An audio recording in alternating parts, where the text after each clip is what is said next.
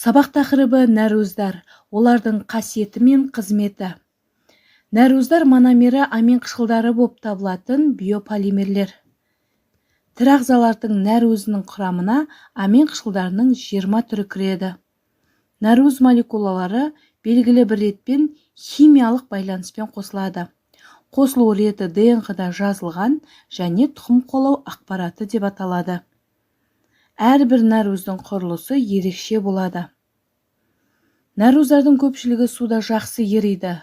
Биологиялық қасиеттерін судағы ерітіндісінде көрсетеді. Ерімейтін нәруыздарға сүйек нәруызы асин, тері нәруызы коллаген жатады. Нәруыздардың қасиеттері алуан түрлі. Мысалы, қозғалысты қамтамасыз ететін бұлшықет нәруыздары актин және миозин. Қорғаныштық қызмет атқаратын нәруыздар антиденелер. Қандағы қант мөлшерін реттейтін гормондар инсулин. Полимерлерді мономерге ыдырататын ферменттер. Оттегі және көмірқышқыл газын тасымалдаушы нәруыздар гемоглобин. Құрылымдық нәруыздар коллаген, кератин және асин секілді нәруыздар жатады. Нәруыздардың қызметтеріне тоқталатын болсақ, маңызды қызметінің бірі құрылыстық қызметі. Барлық тірі ағзалар негізінен нәруыздан тұрады, яғни жасушалық құрылым құрамына кіреді. Жасушаның 70% су алады деп есептесек, құрғақ массасының 20%-ын нәруыздар құрайды. Өсімдіктер мен кейбір бактериялар судан көмірқышқыл газы мен құрамында азоты бар заттардан барлық амин қышқылын синтездей алады. Ал адам мен жануар амин қышқылын тек қоректен алады. Және ағза өзіне қажетті нәруыздарды түзейді. Ет, балық, жұмыртқа, сүт өнімдері, қытай бұршақ, ас бұршақ және кейбір өсімдіктер нәруыздарға бай болады.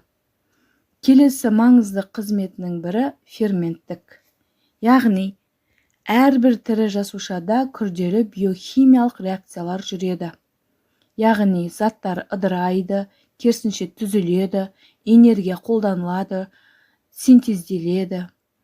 Мысалы, жасуша бір мезгілде жүздеген мыңдаған әртүрлі реакциялар жүретін алып химиялық зертхана десек те болады.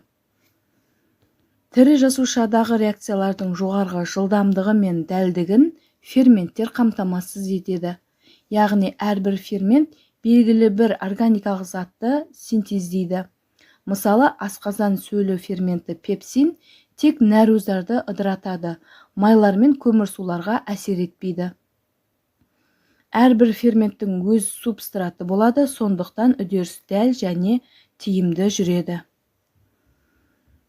Келесі маңызды қызметінің бірі нәруыздардың энергетикалық қызметі. Олар көмірсулардағыдай болады. Яғни, көмірсудың 1 граммы немесе нәруыздың 1 граммы ыдырағанда 17,16 килоджоул энергия бөлінеді. Ал майдың 1 граммы ыдырағанда 38,9 килоджоул энергия бөлінеді. Келесі қызметтері реттейтін қызметі, яғни гормондар ағзада физиологиялық үдерістің реттегіші болып табылады. Мысалы, ұйқы безі гормоны инсулин бауыр жасушасында гликогенді синтездейтін ферментті белсенді етеді. Яғни глюкоза деңгейін төмендетіп, бауырда гликогенге айналдырады.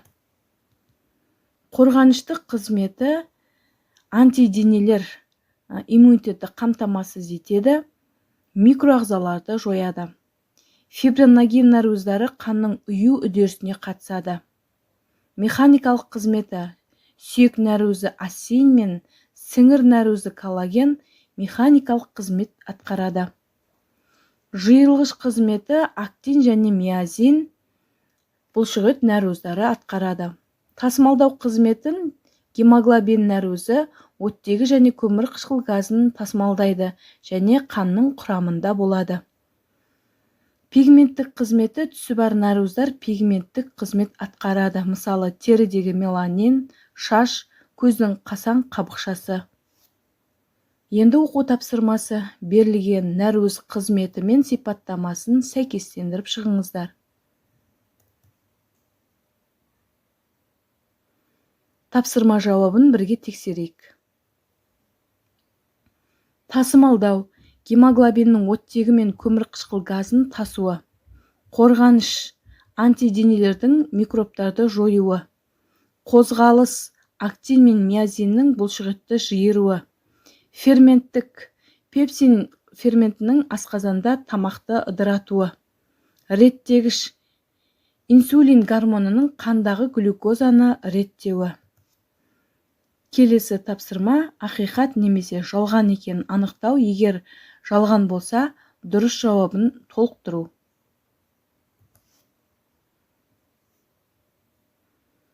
Тапсырма жауабын бірге тексерейік. Нәруыздардың барлығы суда жақсы ериді. Бұл жалған, яғни суда ерімейтін нәруыздарға коллаген, асен және тағы басқа түрлер жатады. Адам ағзасы барлық амин қышқылдарын өзі синтездей алады. Бұл жалған. Адам және жануар тек қоректен ғана алады. Содан кейін барып қана ағза өзіне қажетті нәруыздарды түзейді. Келесі, нәруыз молекуласының құрылысы туралы ақпарат ДНК-да сақталады. Бұл ақиқат. Соңғы сипаттама пепсин ферменті майларды, нәруыздарды бірдей жылдамдықпен ыдыратады. Бұл жалған. Ферменттер талғампаз. Мысалы, пепсин нәруыздарды ыдыратады. Амилаза ферменті көмірсуларды ыдыратады. Сіздермен болған мен Рауа Болатбекқызы. Келесі кездескенше.